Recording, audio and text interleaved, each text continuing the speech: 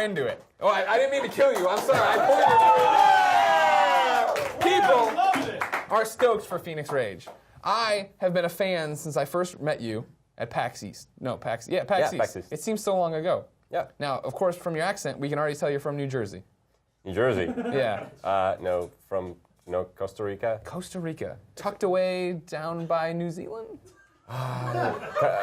More to the left. Okay, more to no, Costa Rica, of course. Yeah. Home of coffee. We know it well. Indeed. Talk to me a little bit about that. Like, I don't believe it or not. I know that people think I'm some kind of geometric scholar here who knows the globe well. Video games and a career in video games. Is Costa Rica a hotbed for video games?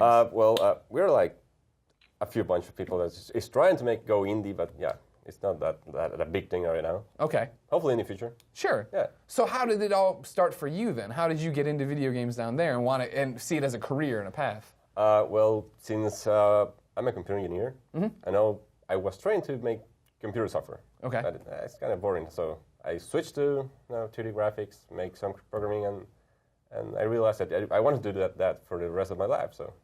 And it was that easy. You just threw it all away. We're always going to need a Microsoft Word and Excel. We won't always need a Fenix Rage. You know, that's what I'm not saying. from me, Excel. No Excel for you? No. Okay. So then, did your family freak out when you're like, well, I'm going to hang it all up and go after this now? Totally. Yeah.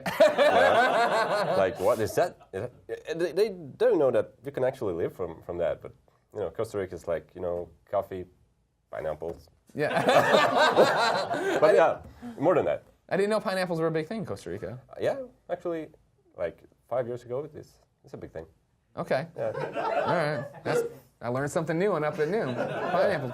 So then, how long ago did you make this change to where you're going to go full on video games? That's your life. Oh, but that was 4 years ago. Like, I decided to found this studio out of nothing, but I made it. But yeah. It was No. You know what? Well, yeah, no, platform, sure. But I mean, that's just like, 4 years ago I decided to make a studio, and that was it. No, I don't. It's how does that work? You don't. That's your first step, Yeah. Okay. So, but I mean, you all by yourself. You're like, I'm going to start making games, and then you started making games, and you made this so one. we're 3 guys. Okay.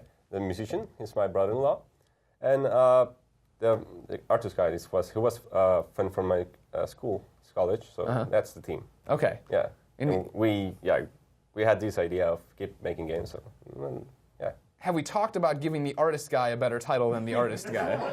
It's a hard business card to sell people on. We're a serious thing. We're Costa Rica's #1 developer. I'm the artist guy. But then I will say that I'm the CEO, but we're 3 guys, so he will be the artist guy. That sounds really good when you say you're the CEO. It sounds. Yeah. All right. So did you? First off, it sounds like this is like the beginning of some ragtag comedy movie that with Vince Vaughn. Maybe Owen Wilson. So when you sell the rights, I'm letting you know they're there. But the brother-in-law, you get involved with the music guy, the artist guy. Were they already like, I want to make games, or did you have to sell them on this, like upsell them? Of course. I was like, hey, no, you can do things with games, and I just pushed them up, and now we're with me. And now they're with you. Yeah. How many games have you guys made? 4, like our own titles, but small projects, things Sure. for 4 months, 6 months. But this our latest project is like 1 year and then 7 months on development. So that's our biggest thing ever. Sure. Yeah. So I mean, like, is it your full-time job making Fenix Rage? Yeah. Well, I make games for companies and other whatever help us to make pay our food. Sure. But I've played game dev stories. I'm well aware when you're playing, you have to, you go out, you get the little jobs to keep the big job going, and you make your big one, and you hope it hits, and you sequelize it. Yeah. That's all you got to do in game dev story. Yeah, I imagine. Yeah, it's simple. As simple as that. Yeah. Yeah, it's as simple as that. Yeah. All right, good. So walk me through how Fenix Rage happened, though. It seems to me crazy to think about, a year and 7 months ago, you're over there, you get this idea, make this game, and then all of a sudden, here you are, on IGN, on Up at Noon, doing all this different, look at this, it's all, yeah, exactly, and your game's coming out it's on PC now, it's coming to PlayStation 4, it's coming to Xbox One, like, when you make it, what were your real expectations a year and 7 months ago? To finish it. Yeah. The Sony, the PlayStation 4 and the Xbox One, they just came up, like, really, it escalated quickly because this year we were at GDC with no idea that we can actually do that. Yeah. And it was pretty, interesting for us. Sure. Yeah, it's like the first time Costa Rica industry is in the next gen consoles. Right. Yeah. So you're a national treasure to Costa Rica. Yes. No. Have you met the Parliament of Costa Rica? The Parliament? President? I met the Ministry of Science and Technology of Costa Rica. That's awesome! Yeah, that was actually pretty cool. Were they freaking out? They're like, wow, this is gonna totally change our pineapple reputation. You're gonna come in here? Yeah, they will totally hit me with that if I say that, but yeah. Maybe, yeah. They liked the idea. Do you think, are they is this something they're trying to get catch on? More game development there? That's it. Hopefully, I want to see more Costa Rican games at least. Sure. Yeah. What needs to happen for that to happen? Is it just the fact that there needs to be success stories like yourself? More persistence, maybe. I don't know. On the financial part, maybe something like from the government, but I'm like an old school, I work to get my savings so I can build my own things, but sure. If any help from the financial part, I know that will help other people, other studios that I know they have problem with that. Do you think, for you, you made it sound really easy. You're like I just made a studio. But,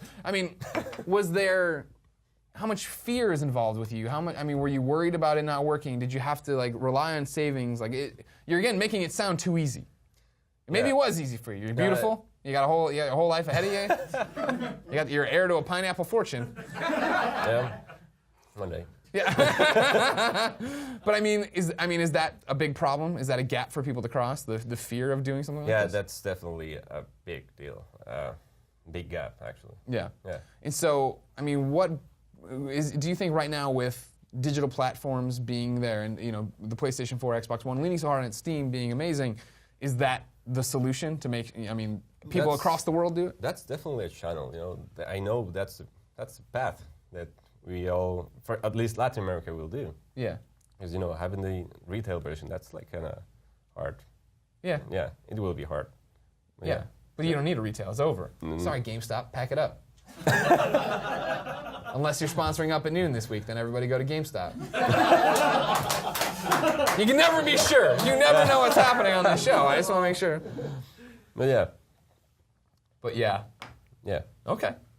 I like where your head's at. So what's next now? Do you take another year and 7 months to start another project? I would love to.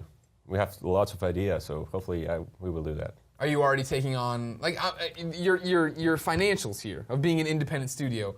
Fascinate me. I would like to see your Excel spreadsheets. I'm sure you won't share them. But do you now take on, like I was saying, back to game dev story, little projects like to help out to boost your bottom line, then go make the next big one? Yeah, I will try to do my best to keep doing this, even if I have to make other games for other people or pick pineapples. I don't know, who knows. Whatever it takes, I will try to make a new project. Why? Because I can't imagine doing other thing. Yeah. What about it, though? What about games makes you want to keep coming back? It's fun to make them. Yeah? Yeah. Okay.